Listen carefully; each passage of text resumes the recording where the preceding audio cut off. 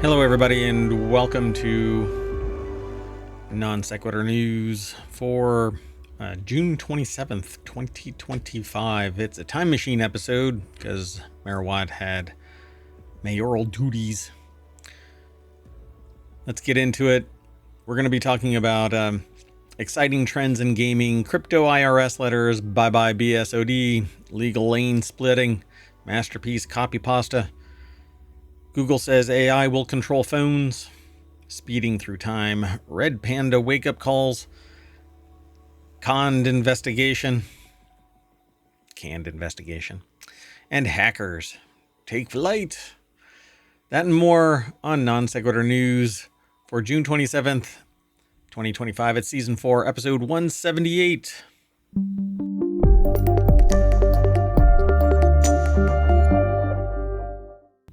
All right, everybody, let's just get into this. It's a time machine episode, which means I'm going to try and get through this in a good clip, but it is non sequitur news, so I'm going to get distracted sometimes. Nothing's in ohmTown right now because the time machine is so far in the past. I have to do 6 shows for the weekend and Monday's show as well, because today is actually July 1st. I know. It's timey-wimey stuff, you know? Anyway, let's go. First article is over on the Mobile Channel. 6 of the most exciting trends in the gaming industry. Yeah. So the gaming sector is seeing explosive development in console generation with new experiences, fresh indie titles, and even climate-controlled chairs. This article comes out of QZ.com or Quartz. Jack Shaw put the article together. It's a slideshow, and so when you click on it, you get the first slide, remakes or reviving franchises, but I prefer listing all of this.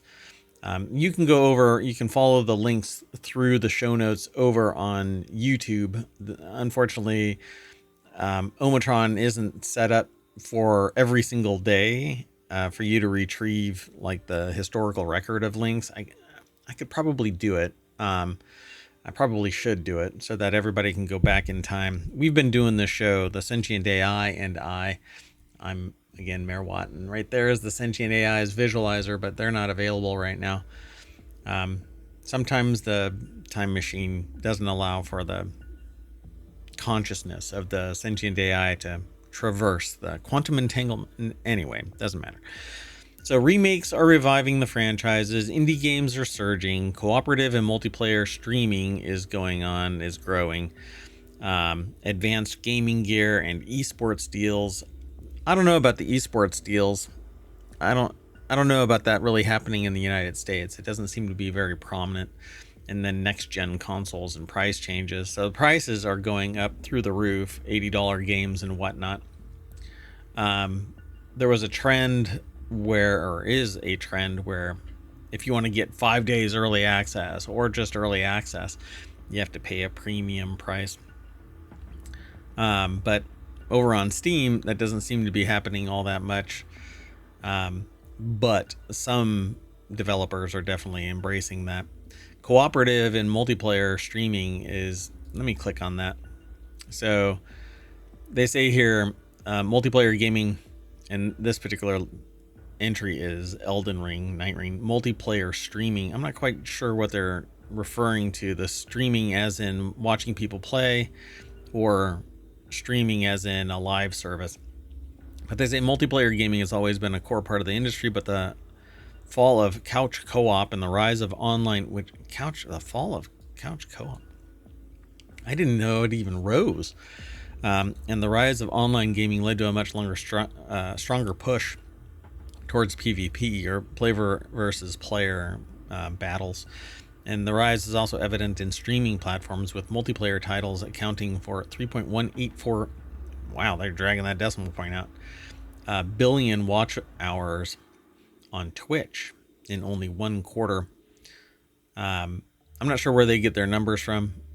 There is a link in the article that you can follow if you so choose, but I typically don't do it while we're streaming. Popular co-op co-op games like Split Fiction, Monster Hunter Wilds, Baldur's Gate 3 are leading the way with critical and commercial success. Different reasons. Split Fiction was a tremendous story. Monster Hunter is just hype, and I don't know. People really dig it. It's not my style of game. I don't really like grindy games. And Baldur's Gate 3 was an extraordinarily committed team and great story and graphics and operation. The whole thing was just, it changed the dynamic of development, which I think drove coffin nails into the investor grab as much money as you can and then basically let the system, let the company implode. But profiteering off of the work of the software engineers, that seems to be fading away, maybe. I don't know. We'll have to see. Anyway, I dig this kind of thing. But I don't know what they're talking about with the streaming side of things, because streaming is just, I think, is just growing. But there's more and more. It's distributed across more people. Obviously, multiplayer titles and streaming platforms are going to be going hand in hand because people want to watch players. I'm streaming right now to Twitch and to YouTube, and more people are getting interested in it. I treat streaming as how other people treat like football sports. I would prefer watching somebody playing a game and being able to interact with the group of people in the stream and the streamers themselves. And that's why I stream, because I like to interact with people in chat. So if you're interested in this kind of stuff, talking about the news, talking about a wide variety of things, because I don't focus, what do they call it? Variety streamers, where they talk about games. I'm a variety streamer, but I talk about news, primarily science, technology, and society. So that is the areas of practice that I am in professionally, and I'm here on the stream at ohmTown. It's a lot of fun for me, and it's so dynamic that I don't get bored. All right, let's keep going though. The huge numbers of crypto users suddenly getting terrifying letters from the IRS. Crypto bros are freaking out amid a surge of letters from the IRS about the digital currency holdings. As Bitcoin.com and other sites are reporting, there's been a whopping 758% spike in customer mentions of IRS letters over the past 2 months alone, suggesting that there might be a taxation crackdown in progress. Don't know exactly how many people have gotten the letters. They say troubling letters, yes, because, you know, making money but not paying taxes is, troubling. The reason why there is so much is because infrastructure isn't paid for by private companies. That's how you end up with toll roads. Schools aren't paid for by private money. It's taxes, which is, I guess, in a way, private money, but we wouldn't be where we are right now without education, without infrastructure support, et cetera, et cetera. So anyway, pay your fair share. But apparently there are a few different types going out, it says here. According to CoinLedger, the crypto tax software firm that compiled the numbers, recipients either received letters 6174 or 6174-A, which are sent as warnings and require no response, or CP2000. Now, I'm not in crypto. I have an issue with crypto. I don't think that it has any innate value. It is nothing more than a profiteering, a sap. I think it's going to lead to, when it converts into cash, because nobody asks how many crypto coins are required to purchase a car unless somebody selling a car is interested in crypto. No, you say, oh, it's a $50,000 car, and it translates into, half a Bitcoin nowadays, I guess. I haven't looked at Bitcoin in a while. Anyway, there's no value. There isn't anything there. Crypto doesn't have any, it's not based on anything except for the GDP of the country that crypto is being traded in. And the GDP is built off of the fiduciary instrument of that country, or the US dollar. and all of it translates eventually into US dollars. Yet people are making money hand over fist over speculation and hype. It's all bullshit. So anyway, but money is money to some people, right? So we're seeing a wave of confusion and fear among everyday crypto investors. So it says demonstrate. Oh, wait. So the CP2000, in which the IRS has already decided how much you owe and can punish you for not doing so. They say that as demonstrated by a disgruntled user posted in a subreddit earlier this year, who have steadily reported their crypto holdings over the years, appear to be the first wave of these new scary letters. They say that they believe that they've reported all of their crypto transactions with their CPA. The user noted they've been reporting them for years. All right. So if you got the letter, then all it is a notice to you that you're on their radar, which tends to suck. But anyway, it says, coincidentally enough, the IRS actions come after the administration ordered government-sponsored lenders Fannie Mae and Freddie Mac to consider crypto holdings as assets. And that comment right there is going to prevent me from promoting this, because I don't talk about politics. Yet every time I mention something about an administration, it gets bumped. So anyway, so I can't promote this. All right, well, let's move on. The next article, and I'm going to, after the show, I'm going to promote this and report back. So the next article is over on the Wanted channel. And I feel at some point I'm just going to get, like, it's going to be stealth. Anyway, it doesn't matter. The next article is over on the Wanted channel. Microsoft retires legendary blue screen of death after 40 years of frowny faces. Meet its mournful replacement, the black screen of death, which isn't going to change anything. BSOD is still going to be BSOD. It's either going to be the black screen of death or blue screen of death. But this is what it looks like now. Let me see if I can zoom in a little bit. No, it doesn't really zoom much, huh? It's zooming the header, but not anything else. Alex Valdez over at CNET.com put the article together. Meet its mournful replacement, the black screen of death, which won't have a sad face. So there is the blue screen of death. In my system yesterday, for whatever reason, completely wet the bed. Okay, hold on a second. All right. Well, anyway, like pudding pops and Benetton sweaters, another 1980s icon is gone, although it's pretty much the 80s back again.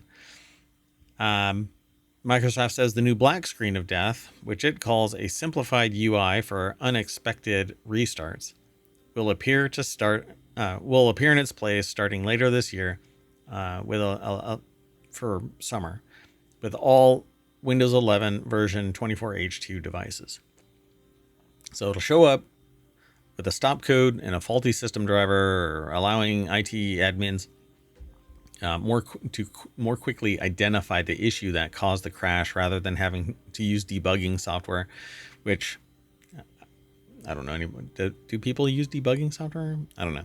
It says it's not just a cosmetic change. It's part of Microsoft's Windows Resiliency Initiative, which is designed to increase resiliency and security in Windows systems. In a blog post on Thursday, Microsoft said that the new black screen of death is part of streamlining the unexpected restart experience and aiding in quick machine recovery. The aim is to reduce recovery time to 2 seconds following a PC crash. Yeah, and it's all really, this was born out of the CrowdStrike outage, which injected something into the bootloader and for antivirus malware detection and prevention. And because they screwed up their patch with, it required 8 variables, but they only pushed 7 variables. And instead of it bouncing back from that and rolling back to the previous set, it apparently just bricked everything. And yeah, quite a while. It was out for quite a while. Well, anyway, I actually have a parody of a blue screen of death t-shirt, but it says that this person, I bought I bought my husband a Blue Screen of Death t-shirt, and he wore it to work at Microsoft corporate headquarters back in the day. That's kind of funny. All right, let's keep going, though. The next article is over in FourWheelTech. Minnesota prepares for legal lane splitting. Minnesota joins Colorado, Arizona, Utah, Montana in permitting motorcycles to filter through stopped traffic, but some people split even in moving traffic. And the article comes out of Jalopnik. Justin Hughes put the article together. So lane splitting is legal in some states, and it allows motorcycles to slide through traffic, which is good and bad because people make irrational lane changes in short notice. Well, hell, what seems to be dominant nowadays is people are putting on their blinker and changing lanes at the same time, and these D-bags think that putting on the blinker is giving them the right of way. No, that's not what it does. It notifies people that you are going to make a lane change when it is safe, but your judgment is flawed if you think that putting on your blinker and making the lane change or wedging yourself in there is anything more than you being a tool. So anyway, don't do that. Give people notice, let them either back off or pass through, but don't sit there and wedge yourself in there because you have to make that exit. Go around, come back, take it safely. Eventually your stupidity is going to catch up to you. So it says, why lane split? Why don't they wait their turn like the rest of us? For one thing, it's safer. If you're stopped in traffic and an inattentive driver bumps into the back of your car, it's a minor inconvenience. But if you get hit and if you get bumped and you're on a motorcycle, you're going to get thrown from your bike or you're going to get pinched, and nobody wants that to happen. So it says there's still a lot of air-cooled motorcycles out there, from Brappy dual sports to fancy Harley Davidsons. If they sit idling too long, the engines will overheat. Lane splitting helps prevent this, as even a little bit of airflow through the cooling fins helps keep the temperature down. But I think that is a design flaw. Your motorcycle shouldn't overheat because it comes to a stop. That means that every time you ride it at distance and come to a stop somewhere, it's going to potentially overheat. That's absurd. But anyway, if your bike is like that, then you need a radiator. All right. Well, anyway, and I've never had a motorcycle overheat because I got stopped somewhere or I had to stop. It's never happened. Anyway, let's keep moving. The next article is over in Mobile. The Louvre invited 100 contemporary artists to copy and reinterpret its masterpieces, but it's not its masterpieces. It's the country's masterpieces. The world's masterpieces. But anyway, here's what they made. The results range from faithful reproductions to complete reinventions of renowned works by artists such as Delacroix and Goya and Vermeer. And so Eli Wiesevich over at SmithsonianMag.com put the article together. And so these are interpretations. It says the instructions were vague and open-ended, but that was the point. Imagine a copy of a work of your choosing from the collection of the Musée du Louvre, or Louvre Museum. Should they accept, the artists would have to turn their imaginary copies into real works that took inspiration from one of the 35,000 objects exhibited in the Louvre, ranging from antiquity to the 19th century. Of those 100 artists, all accepted the challenge, and no two took the instructions the same way. Their final products includes paintings, sketches, audio recordings, sculptures, videos of some of Louvre's most iconic artworks, it says here. So you'll have to go over and check it out. There's a lot more in this article over at SmithsonianMag.com. You'll be able to follow the link embedded in the YouTube show notes because ohmTown doesn't have them embedded at the moment, I don't think. Hold on. Maybe I overachieved and I actually did it as I was. Oh, look at that. Oh, well, let's do that real quick. So if you want the show notes for the 27th, which it'll get replaced here, maybe tonight. I don't know. I still have to do the weekend shows and then Monday's show and then Tuesday's show, because this is a time machine episode. I'm making up. I have yet to miss a day in 3 years and 6 months now. We're in the 7th month of year 4. Yeah, so I'd rather not miss a day. Anyway, !NSN, and ohmTown will spit the articles out. Boom, boom, boom, boom, boom, in the order that we're going through them. So cool. I dig this kind of stuff. I also, though, I like AI as a method of inspiration. I don't like it as de facto that is the total sum of the artwork. But I used to do artwork, but then I got into technology and I stopped using my hands for artwork. And I even sat down, like some people pronounce it Wacom, but it's Wacom. So Wacom tablets. I used to use those and I stopped. Cintiq, I used to use that and I stopped. Like, I just stopped doing art. But I still embrace AI generated art and music and writing and everything. I think it's a cool tool.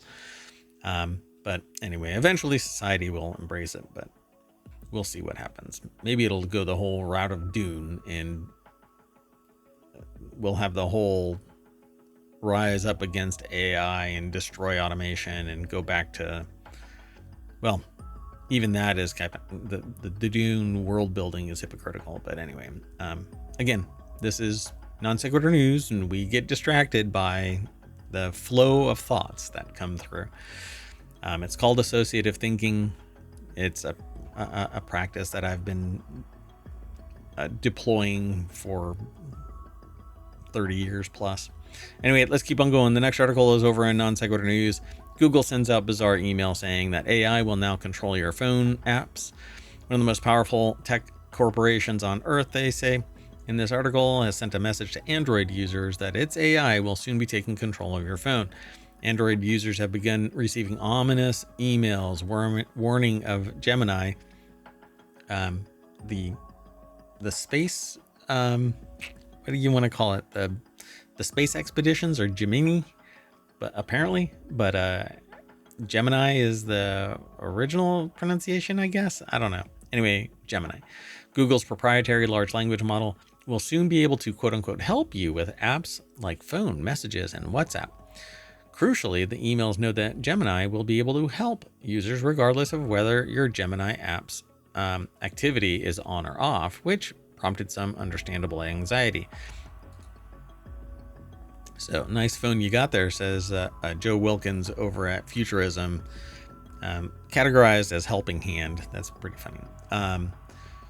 So, little on down the email, Google adds that if you don't want to use the features, you can turn them off in the app settings page. Confusingly, it fails to explain how users can do that, or that what it means in the context of Gemini's always-on helping hand.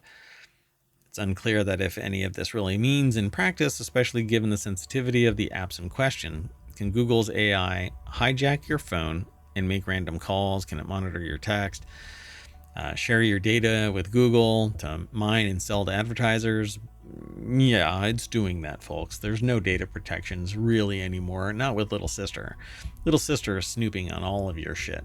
Big Brother is embracing Little Sister, literally paying Little Sister to provide Big Brother with all of that information. That is how it works. Yeah. Anyway, it's pretty troubling part is because Gemini's notoriously glitchy errors, and also due to Google's lousy track record when it comes to privacy protection. Again, this is all from Futurism.com's Joe Wilkins. So yeah, AI is moving in all in your DMs. So, and even if you say no, it's a yes. All right.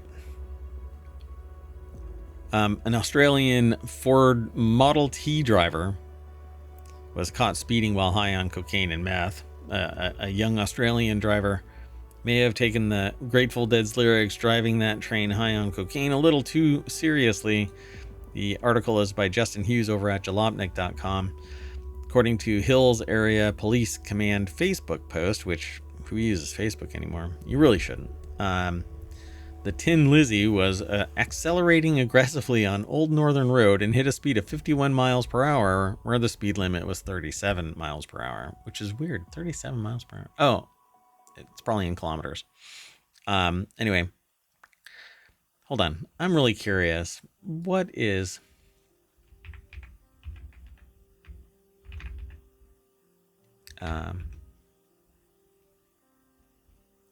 yeah, 37. They must be rounding in a weird way. Anyway, it's 60 kilometers per hour. So, I don't know. Maybe they were thinking that they were supposed to be driving miles per hour, but it's an Australian driver. Was it a transplant? I don't know.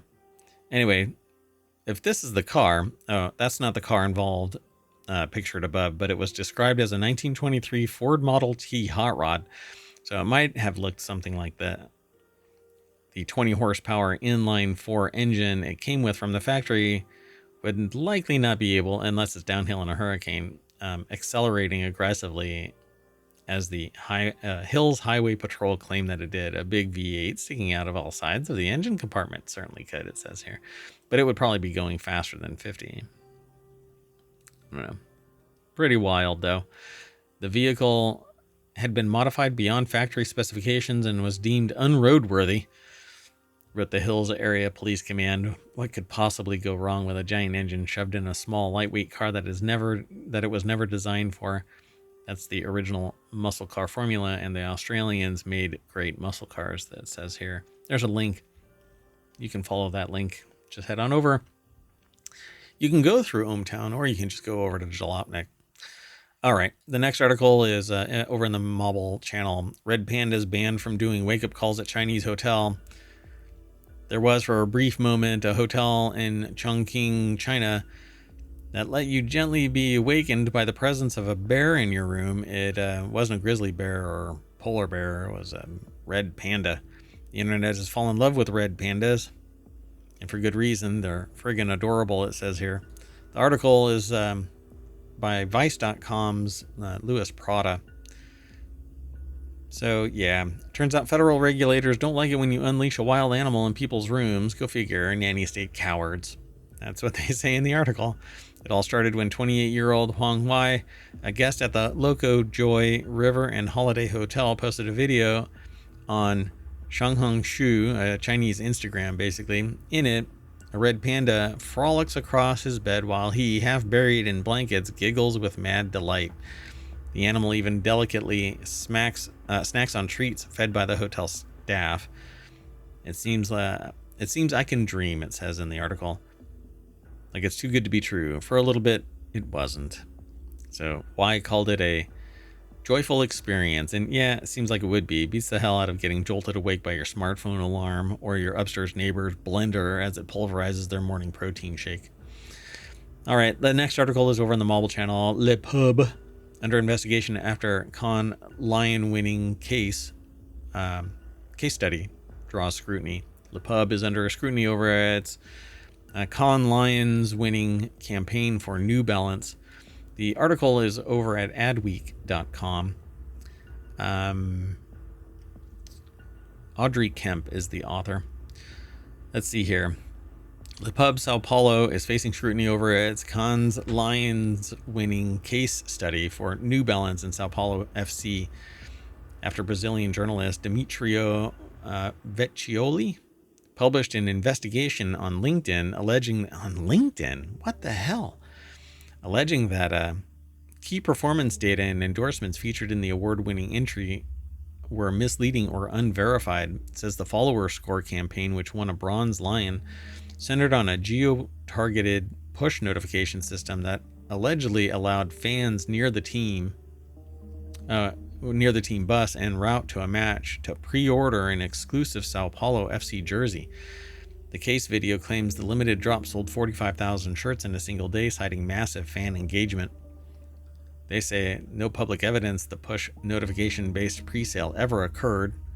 Influencer videos featured in the submission may have been taken out of context or edited in ways that were not disclosed. New Balance told Vecchioli, that it was unaware the case had been submitted and did not approve its contents. The case for the campaign has since been taken offline. According to Vecchioli, Le Pub admitted to some inaccuracies but claimed Cannes Lions judges were evaluating the creative idea, not its results. Oh, well then, I guess if you make wild, wondrous, and fantastical claims of performance, that's all that matters. You can fake it till you make it, pretend it's real. I don't know. Next article is over in Technology Today. Scattered spiders hackers shift focus to aviation and transportation firms. Hackers associated with scattered spiders tactics have expanded their targeting in the aviation and transportation industries after previously attacking insurance and retail sectors. Wherever security is lax, weak, chill, whatever you want to call it, eventually they'll come knocking. It's not if, it's when. You have to protect yourself, and even that's mitigation. Largely, still not if, but when. Lawrence Abrams over at bleepingcomputer.com put the article together. The threat actors have employed a sector-by-sector approach, initially targeting retail companies such as M&S and Co-op in the United Kingdom and the United States, and subsequently shifting their focus to insurance companies. Hackers target the aviation industry. On June 12th, Canada's second largest airline, WestJet, suffered a cyber attack that they say briefly disrupted the company's internal services and mobile app. Soon after the breach, Bleeping Computer was told that Palo Alto Networks and Microsoft were assisting in the response to the attack, and the attack was attributed to Scattered Spider, who allegedly compromised the company's data centers and its Microsoft cloud environment. Bleeping Computer was then informed that the threat actor gained access by performing a self-service password reset for an employee, which enabled them to register their own MFA and obtain remote access to the network through Citrix. I hate Citrix. Anyway, today Hawaiian Airlines also disclosed, and this is back on the 26th, 27th, that they suffered a cyber attack, but did not provide any details that could indicate who was behind it. However, a source told Bleeping Computer that it believed that the same threat actors were responsible.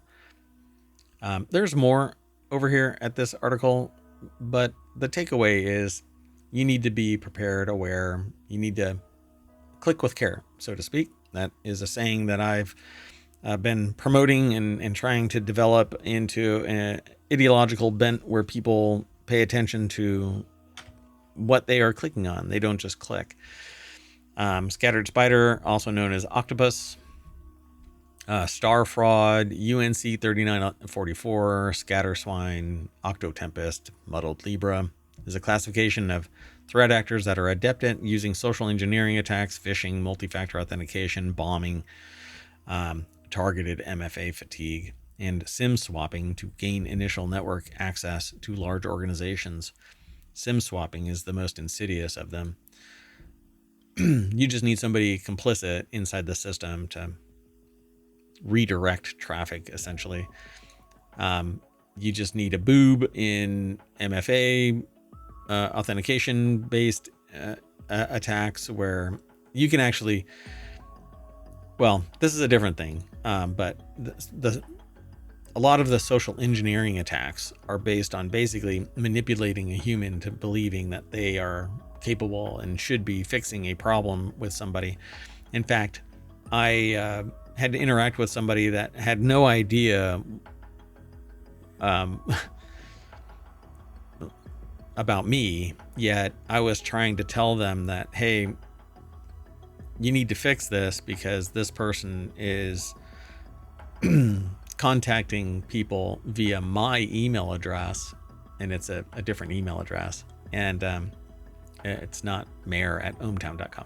Anyway, they were using my email address as their personal email address, and they had opened up bank accounts and credit cards, and even at one point they opened up an account at a tractor company. And so I contacted them and said, hey, you need to fix this.